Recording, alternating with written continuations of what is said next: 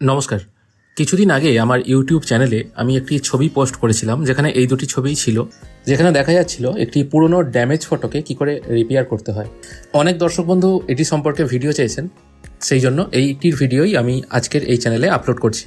এবার এই নিয়মটি শুধুমাত্র এরকম যে সবুজ ফটো তা নয়, এই ফটোটা হয়তো কোনো কারণে সবুজ হয়ে গেছে, যে ফটোটা আপনি স্ক্রিনের ডান দিকে দেখতে পাচ্ছেন, এগুলো অ্যাকচুয়ালি বহুদিনের পুরনো ফটো, কোনো কারণে কালার ফেড হয়ে এইরকম হয়ে গেছে। এবার আপনাদের কাছে ব্ল্যাক অ্যান্ড হোয়াইট ফটো আসতে পারে, সেক্ষেত্রে আপনারা কি করবেন বা কি প্রসেস আছে এইটিকে অনুসরণ করার, মানে কীভাবে করবেন আর কি, সেটি আজকে এই ভিডিওতে আলোচনা করব। আমার কাছে মেন যে ফটোটা এসেছিলো সেটা হলো এটা, যেটা আমি স্ক্যান করে নিয়েছি। দেখতেই পাচ্ছেন প্রচণ্ড নয়েজ আছে। ফটোটাকে আমি প্রথমে ফটোশপে ওপেন করে নিচ্ছি। আমি ফটোশপ CS3 ইউজ করি। আমি এখান থেকে ফটোটা সিলেক্ট করছি, তারপর ওপেন করছি। ফটোটা এখানে চলে এসছে। আমার ফার্স্ট কাজ হলো ফটোটাকে ব্ল্যাক অ্যান্ড হোয়াইটে কনভার্ট করে নেওয়া। সেই কারণে আমি ফটোশপের ইমেজ সেকশনে চলে আসছি, তারপর অ্যাডজাস্টমেন্ট অপশানে এসে ডিজাস্টার বলে একটা অপশান আছে, অথবা আপনারা কম্পিউটার কিবোর্ডে Shift+Ctrl+U এই তিনটে একসাথে প্রেস করলেও ফটো কিন্তু যে কোনো ফটো আর কি কালার থেকে ব্ল্যাক অ্যান্ড হোয়াইট ওয়ান ক্লিকে কনভার্ট হয়ে যাবে। এটি কনভার্ট হয়ে গেল। এরপর একটা কাজ আছে, সেটা হলো আবার ইমেজ অপশানে আসবেন।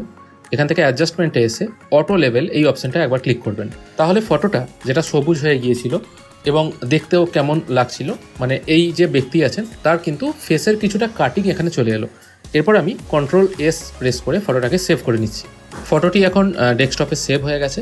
এরপর একটা কাজ হলো ফটোটাকে কিছু এনহ্যান্সমেন্ট করা। সেই জন্য আমি গুগল ক্রোমে চলে এসেছি। গুগলে এসে ডাইরেক্ট সার্চ করবেন ইমেজ এনহ্যান্সার, এই অপশানটার ওপর ক্লিক করবেন। গুগলে সার্চ করার পর কাটআউট প্রো বলে একটি অপশান পেয়ে যাবেন, এটির ওপর একবার ক্লিক করবেন বা এই ওয়েবসাইটে একবার ক্লিক করবেন।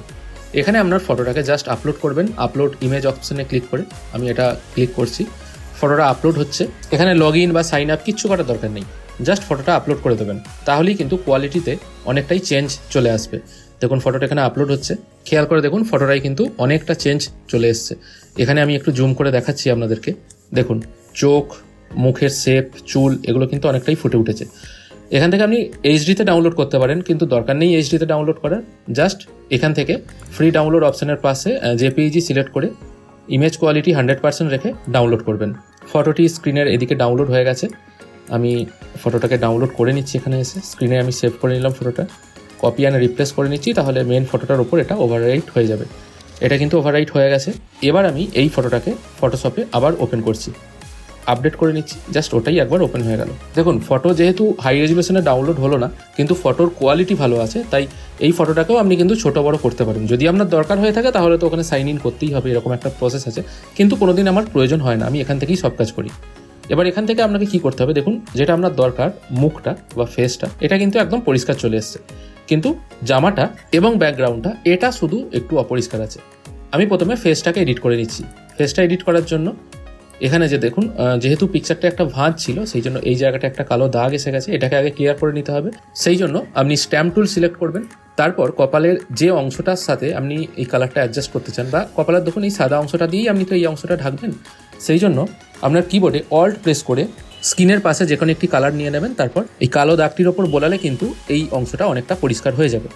এরপর স্ক্রিনের যে অংশগুলো একটু হালকা আছে সেগুলোকে একটু ডিপ করে নেবেন। এখান থেকে বার্ন টুল সিলেক্ট করবেন এবং আপনার যে ব্রাশটা আছে সেই ব্রাশটা সিলেক্ট করে, যেমন চোখের মনিটা একটুখানি ডিপ করে নেবেন, তারপর ভ্রুয়ের অংশটা সেটা একটু ডিপ করে নেবেন, তাহলে কিন্তু আপনার পরে কালার গ্রেড করতে সুবিধা হবে। আমি ব্রাশ টুলটা একটু বড় করে চুলের অংশগুলো একটুখানি ডিপ করে নিচ্ছি, দেখতে পাচ্ছেন, এবং এখানে যে গোঁপটা আছে সেটাকেও একটুখানি ডিপ করে নিচ্ছি, তাহলে কিন্তু ইমেজটা আর একটু দেখুন ফুটে গেল। ব্যাকগ্রাউন্ড চেঞ্জের কাজটা আমি কিন্তু পরে করব। মোটামুটি এখানে এইটুকু কাজ আমার কমপ্লিট। এরপর আমাকে ছবিটায় কালার অ্যাড করতে হবে, মানে ব্ল্যাক অ্যান্ড হোয়াইট ছবিকে কালার করতে হবে। সেই জন্য কি করতে হবে, লেয়ার সেকশনে এসে একদম নিচের দিকে আপনাকে একটা নতুন লেয়ার সিলেক্ট করতে হবে। এখান থেকে ক্রিয়েট এ নিউ লেয়ার এই অপশানটা ক্লিক করবেন। মেন ছবির ওপরে একটা লেয়ার তৈরি হয়ে গেল। তারপর আপনাকে একটা অ্যাডজাস্টমেন্ট লেয়ার সিলেক্ট করতে হবে, সেই জন্য আমি এটার ওপর ক্লিক করছি এবং এখান থেকে সলিড কালার বলে যে অপশানটি আছে ওটির ওপর ক্লিক করছি। তারপর জাস্ট ওকে করে দিচ্ছি। ওকে করার পর লেয়ারের নিচে যেটা নর্মাল করা আছে, নর্মাল সেকশনটা আপনি চেঞ্জ করে কালার করে দেবেন এবং কিবোর্ডে Ctrl+I একসাথে প্রেস করবেন। এরপর আপনার কাজ হলো যে মেন ছবিটা আছে সেটার স্কিনে কিছুটা কালার অ্যাড করা, সেই জন্য স্কিন টোনটা আপনাকে অ্যাড করতে হবে। আমি এই ব্লু কালারটার ওপর একবার ডবল ক্লিক করছি। ডবল ক্লিক করে যে কোনো স্কিনের কালার নর্মালি হয়ে থাকে এই কালারটা, এবার এটাকে আপনারা পছন্দ মতো অ্যাডজাস্ট করে নিতে পারবেন বা অন্য কোনো ছবি এনে তার কালারটাও এখানে অ্যাড করতে পারবেন। মোটামুটি এই কালারটাই হয়, সেই জন্য এটা আমি ওকে করছি। তারপর এখান থেকে ব্রাশ টুল সিলেক্ট করবেন। ব্রাশ টুল সিলেক্ট করে মেন যে ছবিটা আছে সেই ছবিটার ওপরে আস্তে আস্তে কালার করার চেষ্টা করবেন। প্রয়োজন হলে আপনারা ব্রাশের সাইজটা একটুখানি ছোট করে নিতে পারেন এবং ছবিটাকে একটু বড় করে নিতে পারেন। খেয়াল করে দেখুন কালার হওয়া শুরু হয়ে গেছে।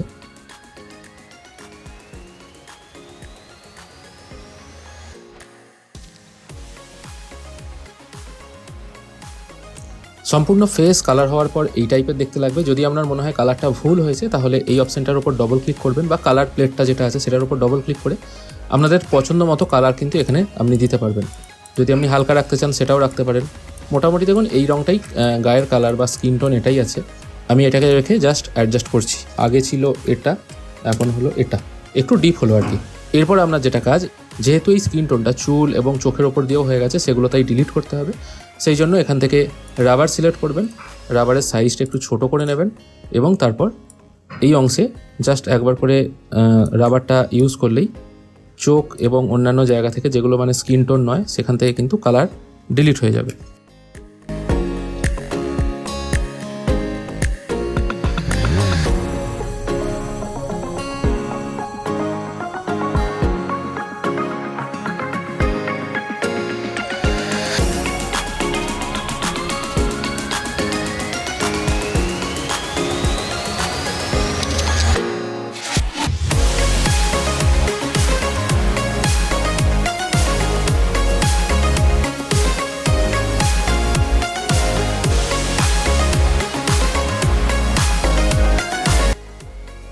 রাবারের মাধ্যমে যতটুকু অংশ ডিলিট করে দেওয়া দরকার সেটা ডিলিট করে দিয়েছি। এরপর একটা কাজ হলো আপনার এই পোশাকের অংশটা মানে যে জামাটা আছে সেটাকে চেঞ্জ করে দেওয়া এবং ব্যাকগ্রাউন্ডটাকে চেঞ্জ করে দেওয়া। সেই জন্য গুগলে এসে শার্ট পিএনজি এরকম কিছু লিখে সার্চ করলেই কিন্তু এই টাইপের শার্টের অপশন চলে আসবে। এই অংশগুলো আপনি কিন্তু ইউজ করতে পারেন। দেখুন নর্মালি যেটা দেখানো যাচ্ছে সেটা এই শার্টটা কিন্তু অনেকটা বেটার লাগছে। আবার যদি মনে করেন সাদা শার্ট দেবেন সেটাও দিতে পারেন, কিন্তু এটা বেটার লাগছে। এটা একবার দেখে নেওয়া যাক। এটাও কিন্তু বেটার, আমি এটাই ইউজ করছি। যে শার্টটি দেখতে পাচ্ছেন এটা একটি পিএনজি কপি, সেই জন্য সরাসরি এটাকে আমি ড্র্যাগ অ্যান্ড ড্রপ করছি মেন ছবিটার ওপর। এটা এখানে চলে এসছে। সেদিন যে ছবিটি আপনাদের আমি দেখিয়েছিলাম সেটিতে এত কাজ করা হয়নি। আপনাদের অনুরোধের পর এটা আমি আবার নতুন করে তৈরি করছি, সেই জন্য জামাটাও চেঞ্জ করছি। সেদিন সেটা একটু আর্জেন্ট ব্যাপার ছিল কাস্টমারকে দেওয়ার জন্য, সেই জন্য ওটায় অতটা এডিট করার সুযোগ বা সময় হয়নি। এগুলো কিন্তু বেশিক্ষণ লাগে না, মানে যেহেতু এখন এআই ফিচার্স অনেক চলে এসছে। আগে কিন্তু এগুলো যখন আমরা প্রথম করতাম তখন টোটাল এই অটো এনহ্যান্সমেন্ট এগুলো থাকতো না। এগুলো কিন্তু ম্যানুয়ালি ব্লাড টুল ইউজ করে আমাকে করতে হতো বা একটা একটা করে চোখের ভ্রু বা চুলকে ফুটিয়ে তুলতে হতো, কিন্তু এখন অনেকটাই ইজি হয়ে গেছে। আমি জামাটা এখানে অ্যাডজাস্ট করে নিচ্ছি। এখান থেকে মোটামুটি সাইডগুলো অ্যাডজাস্ট করে আমি জামাটা অ্যাডজাস্ট করার চেষ্টা করছি। আপনারা দেখুন এখানে খেয়াল করে কীভাবে অ্যাডজাস্ট হচ্ছে। দেখুন গলার অংশ যতটুকু আছে কলারও ঠিক ততটাই রেখে আমাকে অ্যাডজাস্টটা করতে হবে, আর একটু বাড়াতে হবে। দেখুন মোটামুটি অ্যাডজাস্ট হয়ে গেছে। যদি মনে করেন আর একটু ওপরে তুলতে পারেন। এর পরের কাজ হলো ব্যাকগ্রাউন্ডটা ডিলিট করা। সেই জন্য ব্যাকগ্রাউন্ডটার আমি একটা কপি বানিয়ে নিচ্ছি। যে লেয়ারের কপি বানাতে চান সেই লেয়ারটাকে সিলেক্ট করবেন, তারপর কিবোর্ডে Ctrl+J প্রেস করলেই সেম টু সেম লেয়ার একটা তৈরি হয়ে যাবে। আমি ওপরের লেয়ারটাকে সিলেক্ট রাখছি, পেছনের লেয়ারটাকে আমি টোটালি একটা কালার দিয়ে দিচ্ছি। কালারের অ্যাডজাস্টমেন্টটা বোঝানোর জন্য প্রথমে এই ওপরের লেয়ারটাকে আমি রিমুভ করছি এবং ব্যাকগ্রাউন্ডে যে লেয়ারটা আছে সেটার উপর আমি একটা গ্রেডিয়েন্ট আঁকার চেষ্টা করছি। এখানে গ্রেডিয়েন্টটা আমি চেঞ্জ করে দিচ্ছি। যেহেতু ফেসটা ইয়েলো আছে, জামাটা নীল আছে, তাই ইয়েলো এবং নীল ছাড়া অন্য কালার সিলেক্ট করতে হবে। আমি এখান থেকে হালকা গ্রিন কালার একটা সিলেক্ট করছি। এটা আমি গ্রিন রাখছি এবং ওপরের অংশটাকে একটু ডিপ রাখার চেষ্টা করছি। এরকম একটা গ্রেডিয়েন্ট টুল আমি সিলেক্ট করলাম, তারপর একদম ওপর থেকে নিচে অবধি একটা ড্র করে নিলাম। মোটামুটি এরকম একটা গ্রেডিয়েন্ট টুল হয়ে গেল। যদিও এটা ব্যাকগ্রাউন্ডে হলো, ওপরে কিন্তু হলো না। এরপর আমি এটা জাস্ট এনে দিচ্ছি। এরপর কি করতে হবে, ওপরের যে লেয়ারটি আছে তার পেছন থেকে ব্যাকগ্রাউন্ডটাকে ডিলিট করতে হবে। সেই কারণে পেন টুল সিলেক্ট করব এবং ওপরের লেয়ারের ব্যাকগ্রাউন্ডটাকে আমি সিলেক্ট করে ডিলিট করে দেবো।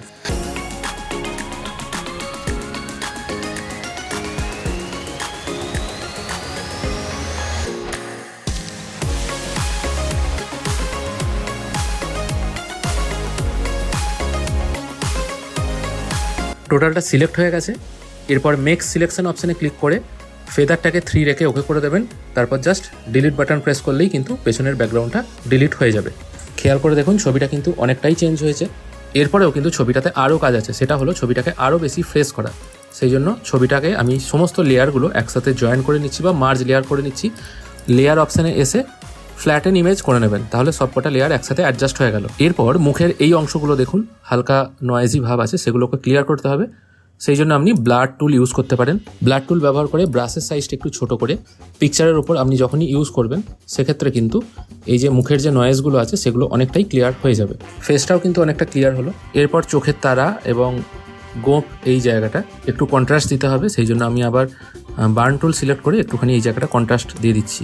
যদি মনে হয় কপালের এই জায়গাটা বেশি ওভার এক্সপোজ হয়ে যাচ্ছে তাহলে বার্ন টুলটা একটা বড় করে নিয়ে একবার জাস্ট ইউজ করে দেবেন, তাহলে কিন্তু কপালের এই অংশটার কাছে অনেকটা কালার অ্যাডজাস্ট হয়ে যাবে। সেক্ষেত্রে বার্ন টুল সিলেক্ট করে রেঞ্জটা আপনি সিলেক্ট করে দেবেন শ্যাডো, তারপর বার্ন টুলটাকে একটু ছোট করে আপনি বার্ন টুলটা কপালে একবার ইউজ করে দেবেন, তাহলে কিন্তু উপরের বা কপালের যে কালারটা আছে সেটা কিন্তু অনেকটাই চলে আসবে। খেয়াল করে দেখুন কপালের এই অংশটায় যে খুব হাইলাইট হয়েছিল সেটা কিন্তু অনেকটা কমে গেল। এবার চুলের এই অংশটা একটুখানি সাদা হয়ে গেছে, এখানটা আপনি ডিলিটও করে দিতে পারেন অথবা অ্যাডজাস্টও করতে পারেন। আমি এটা জাস্ট একটা ডিলিট করে দিচ্ছি।